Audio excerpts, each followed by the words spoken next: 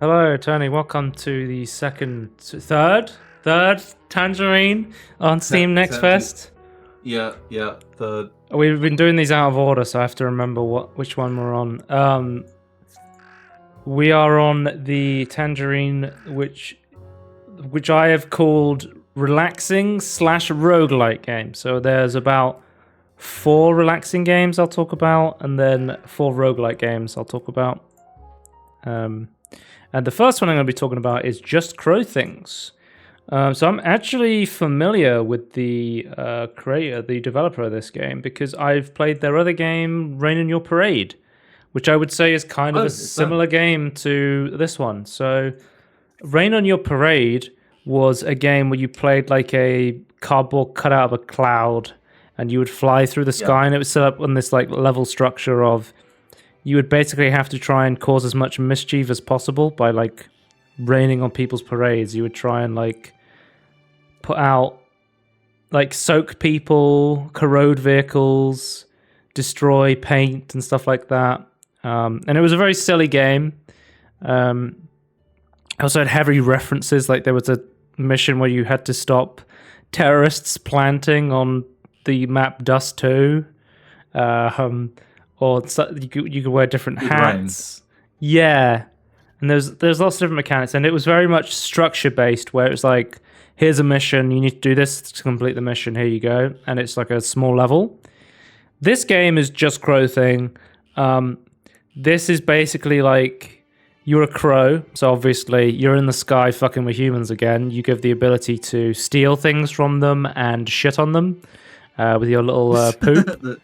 Which you recharge by eating food, and then you can also eat like a spicy jalapeno that makes you shit fire and stuff like that. Right, okay. But this is more, it seems, I don't know if this is just for the demo, but based on the demo section I played, it seems like this is much more open world, and you have like, it's almost like a bigger hub, and you go and you talk to people and they give you quests to complete.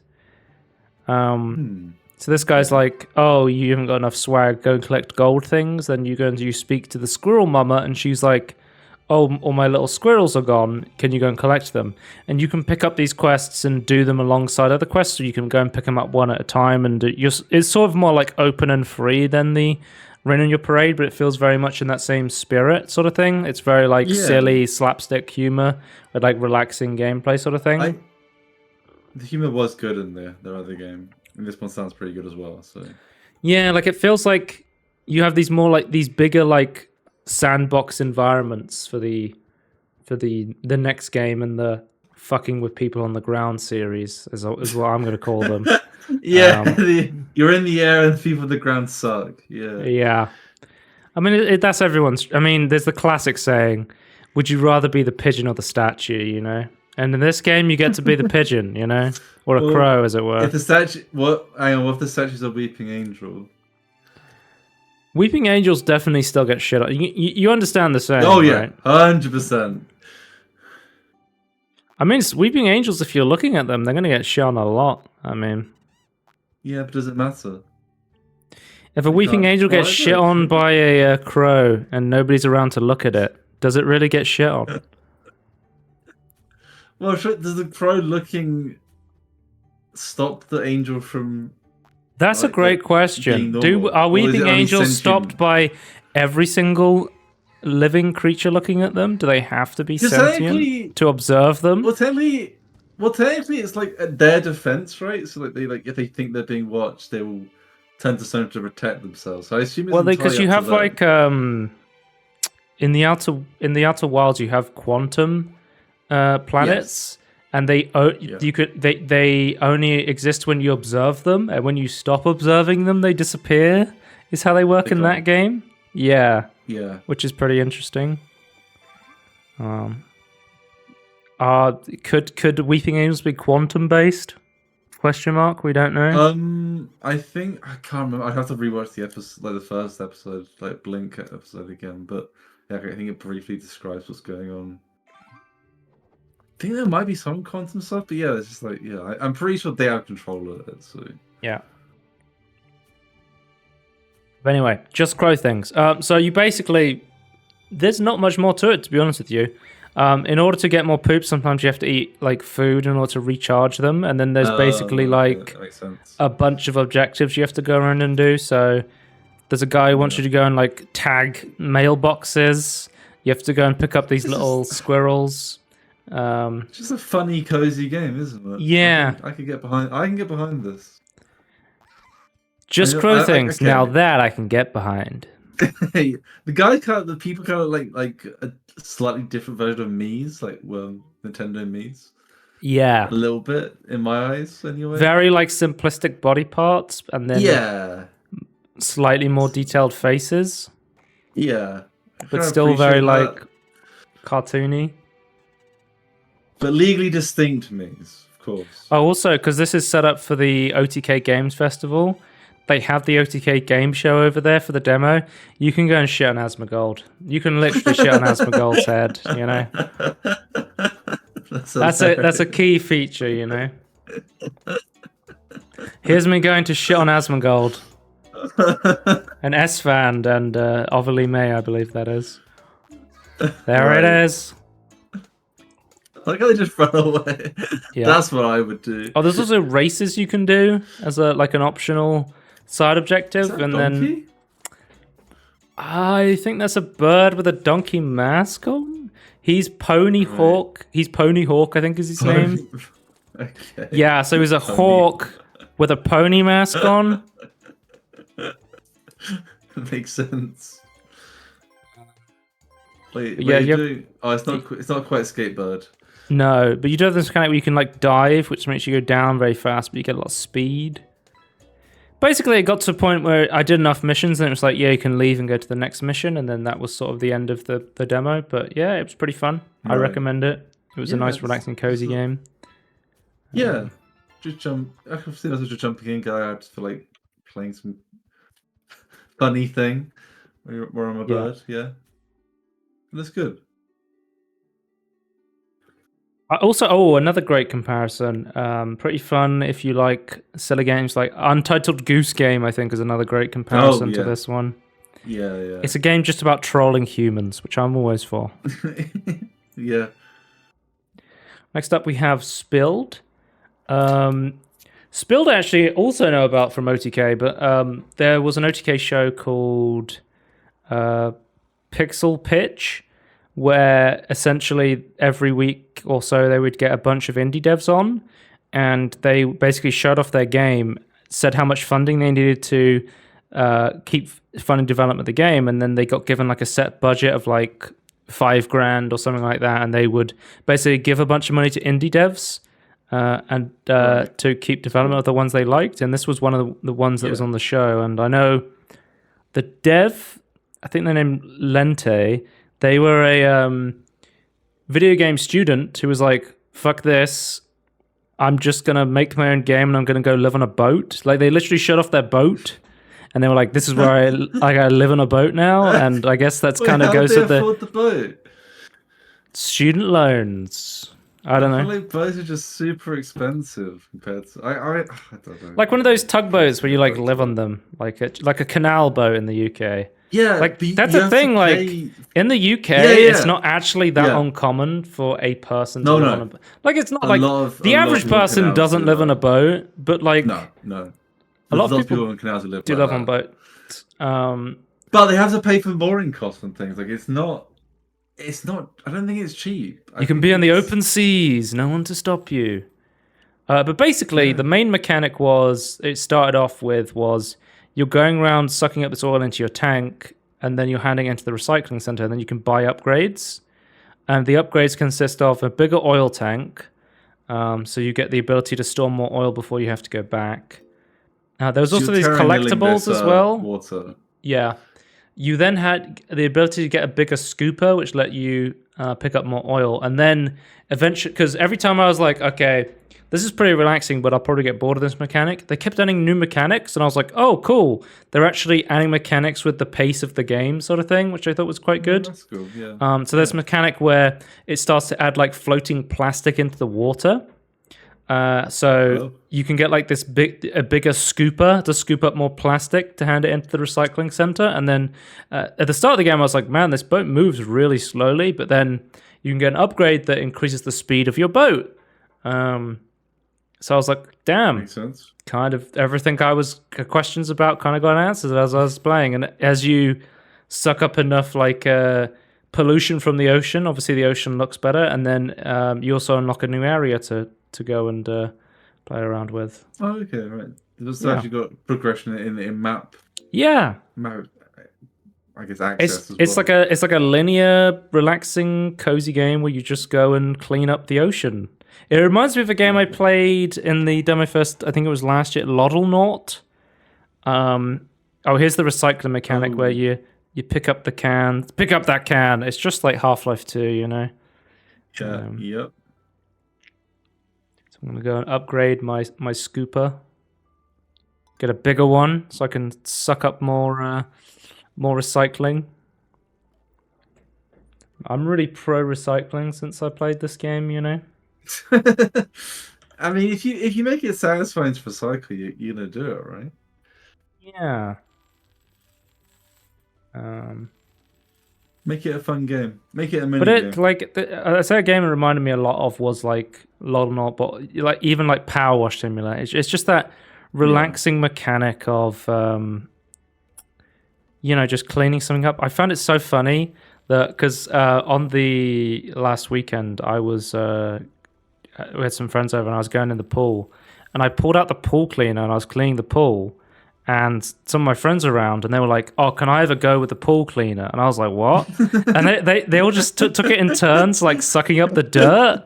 And I was like, maybe this is just what people want now. They just want relaxing cleaning things. Like, if you want to clean my pool, go ahead. I don't mind. Cleaning mini game. That's all. Yeah. That's all the people want. The people want to clean up things. Yeah. It's what is it? It's like cathartic. It's like zen to that feeling of cleaning something is very relaxing. It's satisfying when it's complete as well, right? Yeah.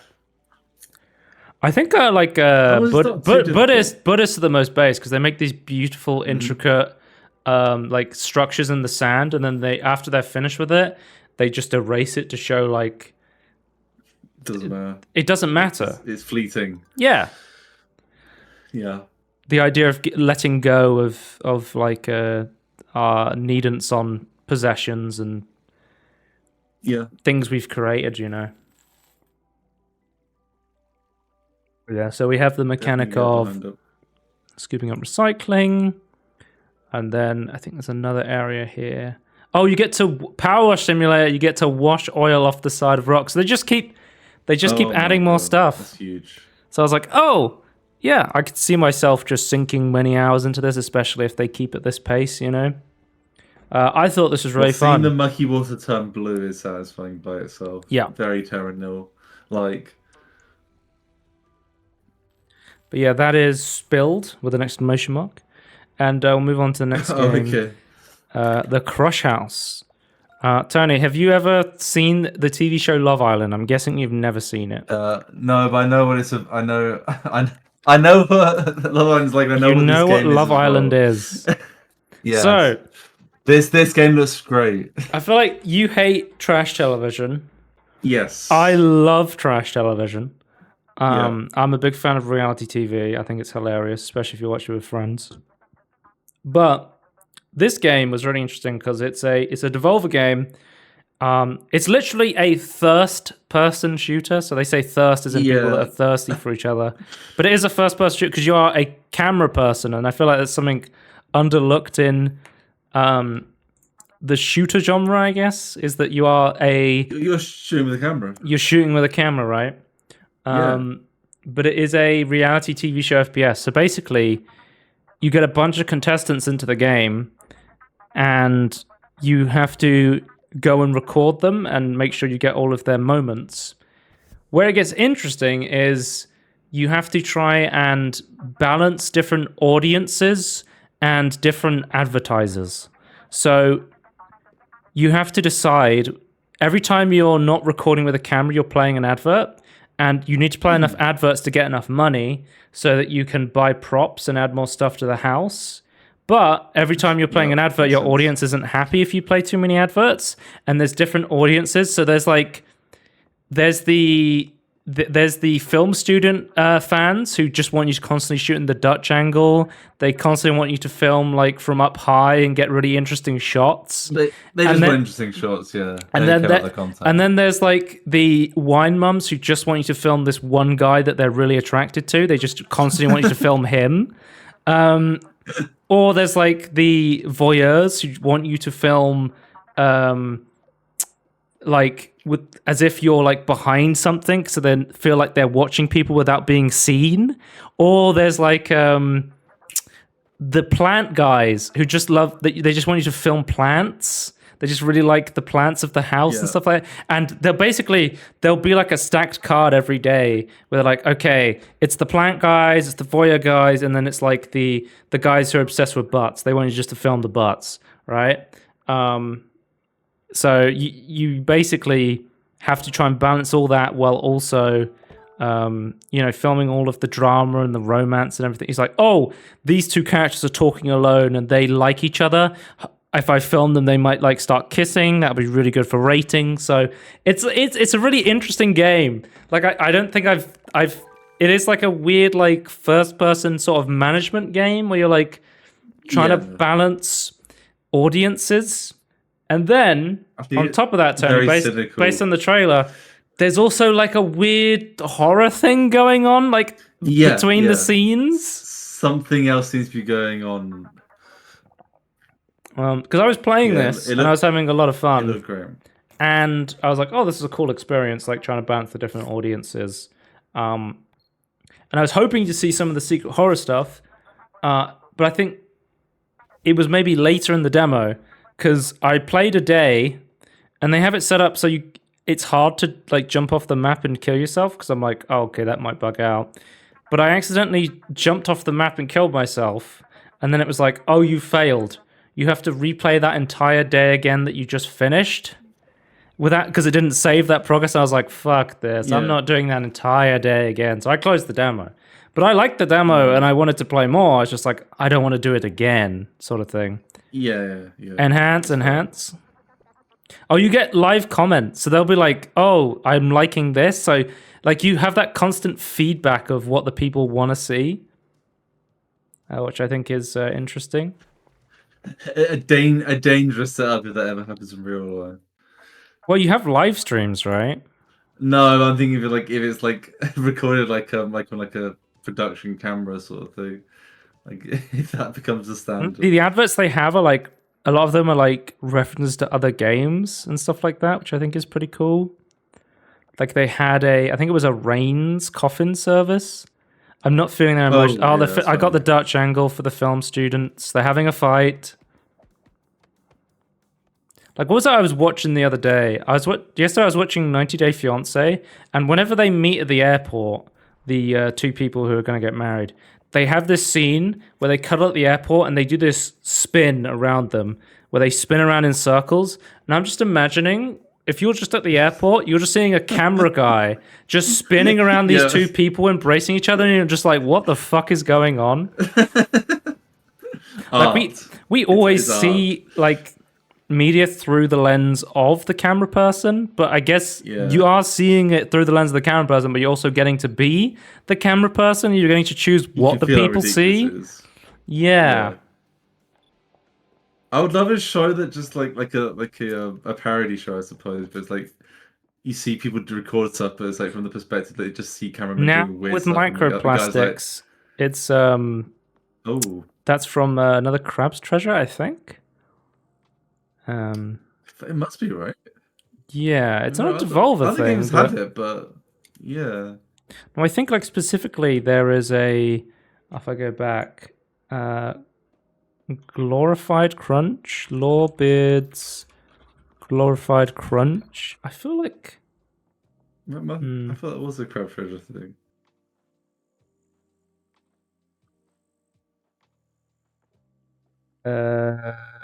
What's it? Crush House. So I can find any.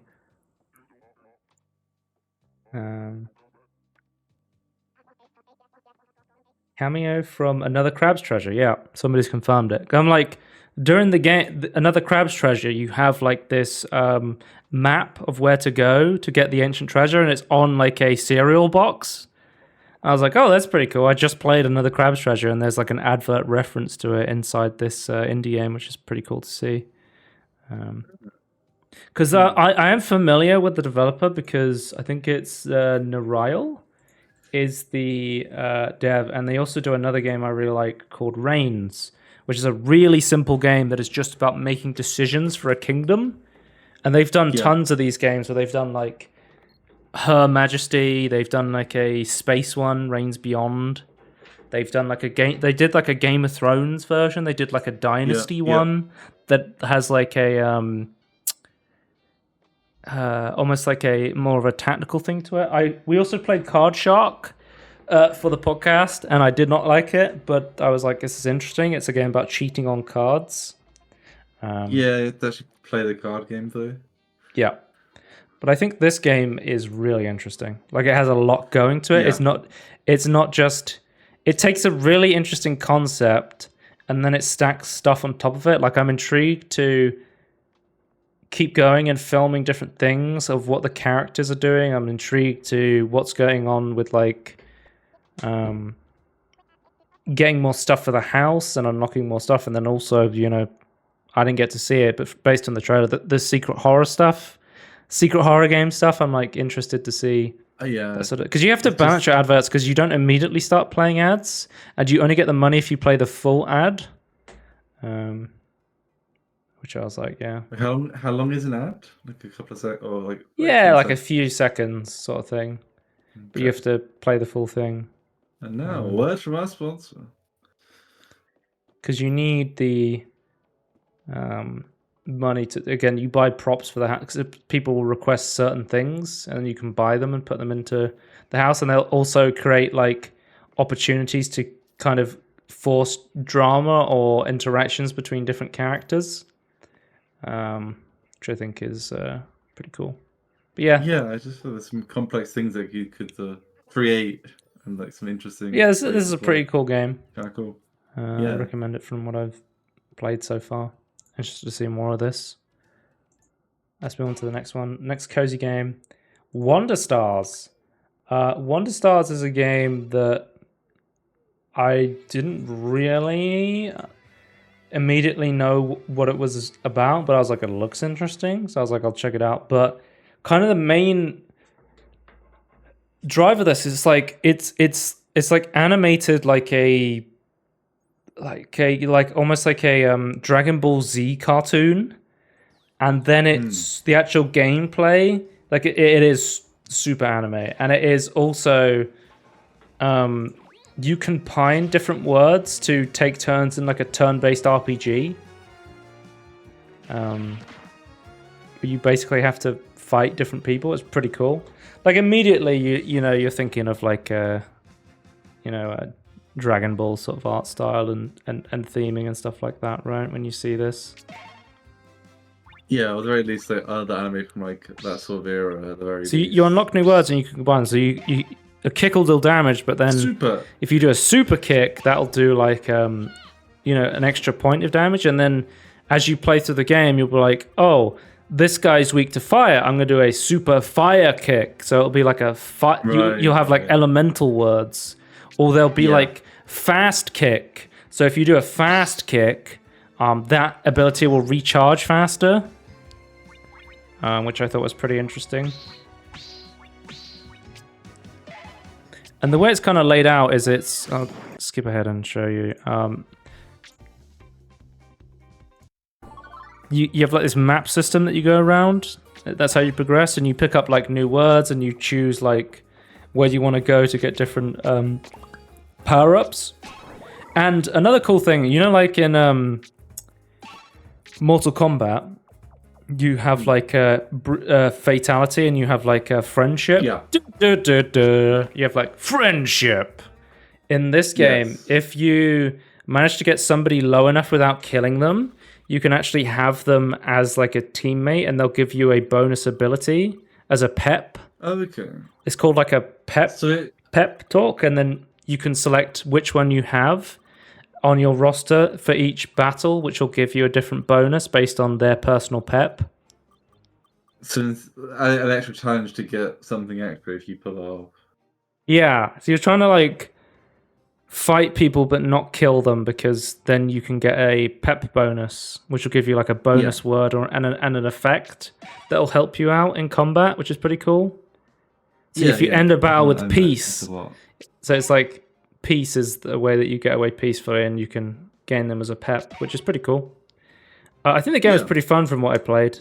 It was pretty sweet. I haven't really, because I've been getting more into turn-based RPG this year. Obviously, I've been playing Super Mario RPG last year, and then I played Persona 3 this year. And I generally quite like a lot of turn-based RPG stuff now, so I thought this was pretty fun. So I'd recommend it, especially if you like the anime Dragon Ball style of it all, you know? Yeah, it's pretty cool. Pretty neat. Like the main gameplay is like, if you've played an turn-based RPG, it's like find the weakness of your enemy and then exploit the weakness. Yeah. Like that's it, you know? Yeah. But yeah, that's the end of cozy games. Let's move on to roguelites. And let's start with Dungeons and Degenerate Gamblers. Tony, there was a game that came out earliest this year called Balatro. That was a roguelike poker game. There was a game that came out earlier this year called Bingle Bingle, which is a roguelite roulette game. Tony, what if I told you there's a roguelite blackjack game that is out in demo form? I don't remember which one's blackjack. You have to get to 21, or as close as you can, without busting. Yeah, and it's pretty interesting because you have like a health bar, and the closer you are to 21, the more damage you do, and the further away from 21 you are, the more damage you take, or the more damage your opponent takes. So you're trying to get 21 as often as possible. But the interesting thing comes in that it's a deck builder, so you're building your own deck, and each of the cards have different effects. Also, a lot of the cards have are references to like not even like references. They are straight up cards from different games. So there's literally a Yu-Gi-Oh trap card you can add to your deck.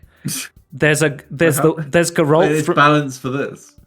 There's the Geralt from The Witcher, from Gwent, of course. There is a Charizard from Pokemon. There's baseball cards. There's like all of the card references you could think of. They're in this game as cards that you can play and use with, which I was like, that's hilarious. For my short description of this, I wrote roguelike deck builder blackjack. Need I say more? ? That's what I wrote. But yeah, basically you progress, like you select a deck. So I had the heart deck, and the heart deck's bonus was you could heal if you got like a perfect blackjack or a natural blackjack or something like that, I believe. Because each deck has its own, like if you go spades, they'll have a different effect sort of thing. And when you play against an opponent, they will have like a certain score they will stand on. And then like how aggressive they are, sort of like, and their AI. Okay. And you can view their deck at any time. You have the 12 of clubs, the 11 of clubs, a rule card. So if he plays that card, he changes my bust limit to 20 or 22. So like there's cards that will let you edit the game completely. Maybe I'll skip ahead and show you some of the... Oh, here's Geralt. Oh, I had Queens of the Stone Age. That when I played it, I added a random queen to my hand. Geralt from Riveria, right there. Who is one of the strongest Gwent cards. But yeah, if you don't know, she's Queen of the Stone Age because she gives you an extra queen to add to your deck. But Queens of the Stone Age is a band, like a rock band, so it's a reference to that. Oh, right, okay. Yeah.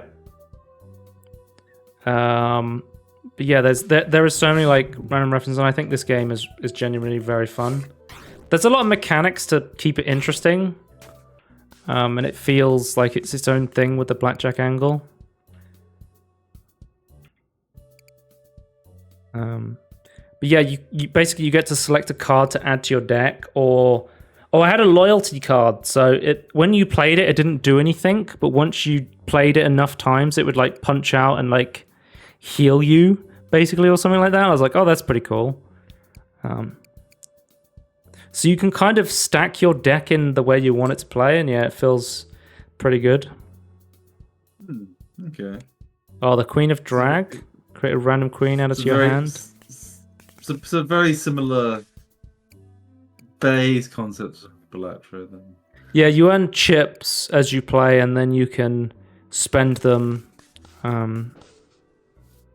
unlocking more cards or different... I can't remember what these things are called. They're like these tokens where they activate under certain scenarios. Oh, he's got a hall pass because he's the janitor. Okay. Or you'll fight a bunch of rats, and they'll just have like a bunch of rat cards in their deck, or something like that. But yeah, this is genuinely like... Oh, hang on. Oh, you can get the Valentine's card, which heals both you and your opponent. The 7 of Hearts. Let's see if I can... I didn't really understand the card. The card sleeve would let you lock the card. Then you burn it. So it would let you like lock a card in play. So it'd be like, oh, I lock a 10 in, and then I lock an ace in, and then all I have to do is play a face card, and then I'm guaranteed a blackjack. I believe that's how it works, but I wasn't 100% sure on the card sleeve. There wasn't. I didn't get to play everything that I had in my deck. Right. I'm not sure quite how that would synergize. Basically, if I got offered like any card, I was like, okay, so look at this guy. He's got Charizards. He's got a trap card from Yu-Gi-Oh! Like, tell me that's not Charizard from Pokemon. Oh, Chard, listen. That's definitely a Charizard. But yeah, this game is really fun. I recommend it. It was pretty cool. Then next up we have Fleapit, which is an interesting game. This is a roguelite rhythm game with a dating sim in between it. I was like, I looked at this as a trailer, and I was like, this looks like nothing I would ever play, which is why I should play it. Because I'm trying to play more games that are just really out of my wheelhouse. And I've never played Crypt of the Necrodancer, but I'm like, is this what Crypt of the Necrodancer is? It's like, you like move to the beat. I'll see if I can find some gameplay. And you need to like you move into enemies on the beat to attack them. And then you need to face away from them so they don't attack you. One of the things with this game I found is like, it felt like it was meant for people who'd played a game like Crypt of the Necrodancer, because I was very confused at certain points during the actual gameplay because I wasn't sure what was going on, and I kind of had to just keep spam playing it to try and get a general sense of going on. But I was like, I think this game needs a tutorial for people who've never played games like this before, because I was very confused, and especially in the beginning. Used to it. Yeah. Like, I didn't understand the game at all at first, like not facing enemies, avoiding attacks, like getting hit. The game, like, I think the game has potential to be good. Like, the voice acting seems pretty good. I think they got like some streamers or YouTubers to do some of the. I think Lily Pichu's one of the voices. It seemed fairly good. I mean, and there was like in between these roguelike sections, you would go and talk to the girls, and they would give you like quests to do. So sometimes you'd have to go around and talk to the characters inside the game, and then as you're going through the dungeon, one of them is a bartender, and as you're playing the game, you can find cocktail pieces inside the dungeon. So I'm guessing you give them cocktail parts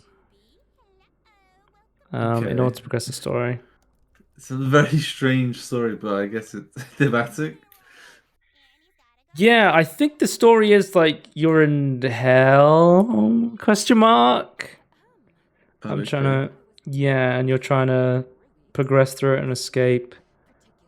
I'm not 100% sure. This is a game I'm like, it could be good, but I'm just not. I don't know if it's like it needs something else to it. Maybe it's not for me. Maybe I need to play something else, you know? Yeah, maybe. I think this is the studio's first game as well, at least from what I can tell from Steam. But it seems pretty well polished in terms of like the art and the music and stuff like that, you know, the voice acting. It kind of reminded me a bit of like Hades in a way, where it was more about like progressing relationships in between roguelike gameplay. But like the actual rhythm roguelike stuff was so different from anything I've played myself that it was like to a point confusing what I was supposed to be doing without like a really tutorial, here's what you need to do. Yeah. That's interesting, but yeah, I don't quite why, so I don't think I could just instantly pick it up or figure it out.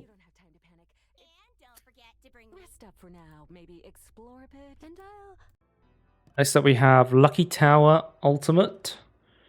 I like the border they had on it. I think at least they didn't take my haircut. The art was like a big benefit of playing through this game. Because I think I saw it at Fists of Fury! I saw it at the OTK Games Expo, I think it was, and it was like a simple roguelite game where you have to like avoid precariously placed traps such as like anvils on ropes and banana peels. The art style seemed like pretty good, but it seemed more like it was like you're gonna die a bunch of times over and over again. Yeah, figure out how to survive. But it was like, I don't know if I would stick with a game like this. I don't know if like the good art style was enough to keep me going. Yeah. Yeah, the mechanic of you could pick stuff up and hold them in different hands, and it was like it felt like pretty clunky to play, and I think that was part of the design. Felt like it was meant to be clunky, but then I was like, it just didn't feel that great to play personally. Yeah. I felt like I also got to a point where I think I soft locked the game, and I was like, I'm not sure where I'm supposed to be going. But apparently this game's coming out into early access this year. I gotcha. Okay. It's interesting, but I'm not. Yeah. Yeah. I'm not sure how long I'd play it for if I were gonna play it at all. It felt like, again, it feels like a game where it's like, oh, the art's really good, but I'm not sure about the actual gameplay of the game. I don't know if it's something I would... Yeah, the comedy works, but yeah, how long can you play that for? Yeah. Like, it could be fun to watch a streamer play it, but then it's like, well, you're not playing the game at that point, you know? Different experience then. You're kind of laughing at the streamer in a way. But yeah, I didn't play this for too much. I thought it was okay, but ultimately just not something for me, really. And let's move on to the next game. Wizard of Legend 2. So I played a lot of Wizard of Legend 1. I completed that game. I had the cat. You remember the cactus build, Tony? Yes, I do. The OP build. What's going on with this recording? Okay. I fucked up the live editing. Live editing. Okay, sorry. I spammed a bunch of stuff on my keyboard there while I was trying to type something in, and I was on the wrong window, and I cut off part of VLC. Wizard Legend 2. I really liked the first game because I was like, oh, I can have really interesting builds. And Yep. I think a strong part of it was like the art style was very good. It was like this 2D pixel art style. And for this game, they've gone with a 3D art style, and they've added co-op as well. I don't think the first game had co-op, No, I but don't this think so. this game is very much more co-op game. So Wizard of Legend 1 is How the co-op, how would co-op work? Is it gonna be like I see there's a friendly fire? I didn't play the co-op, so I only played the the single player demo. One thing that I'm looking at on Steam, the developer of this game is different from the first developer of the game. So I don't know if they've renamed or if it actually is like a different developer completely. I'm not sure. The original developer is listed as Contingent 99, and then the developer on this one is listed as Dead Mage. So maybe it was like a solo project, and then they went onto a bigger team. But the Dead Mage apparently made like Children of Morta and Tales of Ronin. Okay. So I'm not 100% sure about that. That's kind of interesting. Yeah, it's be interested to know what happened there, or what the circumstances. Yeah, so the first game is very much like more from a top-down view as well, and this is more of like a side-on view as well. Yeah. So I quite like the look of this one. Yeah, the first game was, and I guess this game as well, was a wizard roguelite where essentially you had to try and progress through a bunch of dungeons in order to get to a boss, and then you would defeat the bosses in order to become the Wizard of Legend. And it seems like it's going to be a similar thing to that, right? Where you fight through dungeons, and then as you progress through them, you can unlock upgrades that you permanently carry across into future runs. That's more like the roguelite element of it, right? Where you do have some progression sort of thing. I played this for about half an hour, and I was like, I could put more time in it to unlock more stuff permanently, but it's a demo, so I'm not unlocking anything permanent. Like, there's the thing with roguelike demos. I need to get in there and see how it feels immediately, because I'm not going to dump hundreds of hours into a demo. No, sort of thing. It's just that if you want to pick up the game or not, there's no point. Yeah. Getting upgrades. I thought this felt fine. I don't think it was as snappy as the first. Like, from playing it, I think I preferred the first game, honestly. Okay. There was anything new mechanically, or about the same? Not that. I think some of the spells are new, but it's just essentially you have like a main attack, a right attack, and then you have like an ultimate attack, like the dragon guy. It's on like a longer cooldown, and then I guess you unlock more slots, and you can change what you use. So here I'm using like ranged attacks, but then I think I have a build later on where I'm going around doing like a more melee build, where I'm like going around punching stuff. You can see here, I have like wind. I'm like a monk in Diablo. I'm like attacking stuff with like wind.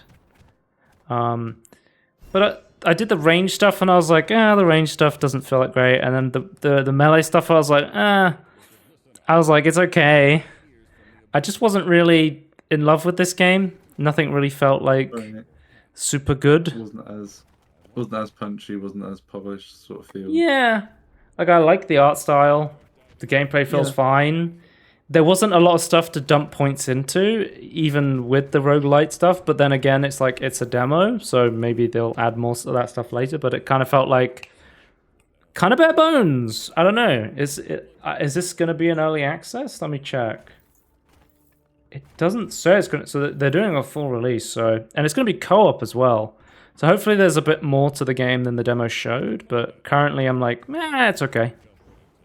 That's my feelings on it. But yeah, that's Tangerine on relaxing roguelike games, and we'll see you next time. I think there's one more, and then we'll be doing our roundup of the games you have to try. Yes. I think there might be about 10 of them.